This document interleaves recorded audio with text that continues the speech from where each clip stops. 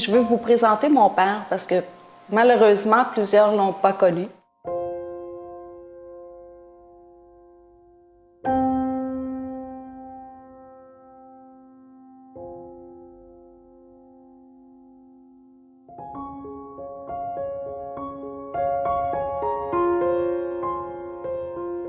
Mon père était travailleur social. Il intervenait lorsqu'il y avait des plaintes de maltraitance dans les familles d'accueil. Il se rendait sur place puis il constatait par lui-même. Aussitôt qu'il se rendait compte qu'effectivement il y avait de la maltraitance, malheureusement, il devait fermer la ressource. Heureusement qu'au cours de sa carrière, bien, il a connu aussi des excellentes familles d'accueil. Pour faire une histoire courte, bien, il s'est rendu compte qu'il y avait un manque flagrant de ressources au privé pour combler les besoins grandissants des personnes âgées. C'est là qu'il y a eu un grand rêve, celui d'améliorer les conditions de vie de toutes les personnes âgées de la région pour créer des milieux de vie où il fait bon vivre. Simplement bon vivre. C'est pour cette raison qu'il a construit sa première résidence en 1990, puis on a accueilli 42 résidents. Je me rappelle encore de certains résidents. Je devais avoir 17-18 ans. Monsieur Aubry, 92 ans, il partait de la résidence au centre-ville.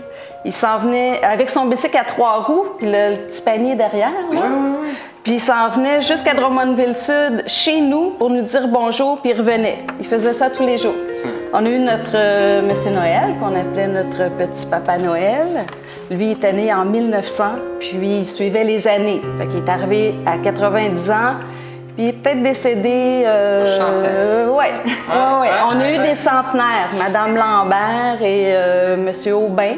Tout ça pour dire que à 17-18 ans, je me suis retrouvée avec 42 nouveaux grands-parents.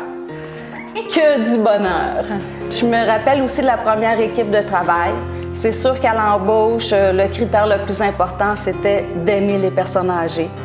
On avait une super belle équipe. Puis c'est là qu'on a créé notre première famille des résidences Pelletier. Mon père, c'est un homme de cœur, un homme juste et bon. Je me rappelle encore de sa douceur et de sa grande écoute. Il était accessible. Il avait cette volonté d'aider les gens. Il en a aidé vraiment beaucoup, autant la famille, des amis, des collègues, des créateurs de bien-être. Il en a aidé. Il avait un bon jugement, puis il inspirait confiance. Donc, c'était facile de se confier à lui. Il y avait une grande force en lui. Lorsqu'il prenait une décision, il fonçait, puis il s'en allait vers son but, puis pour réaliser ses rêves. Heureusement qu'il s'épanouissait au travail parce qu'il travaillait tout le temps. Donc, si je voulais voir mon père, bien, j'avais une chose à faire, c'est de m'en aller le voir au travail.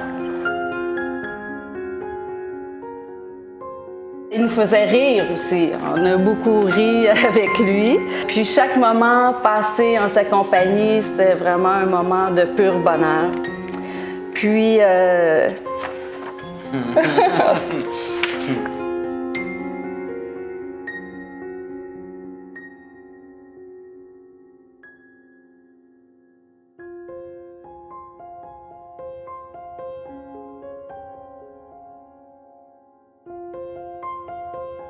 Chaque moment passé avec mon père, c'est un moment de pur bonheur.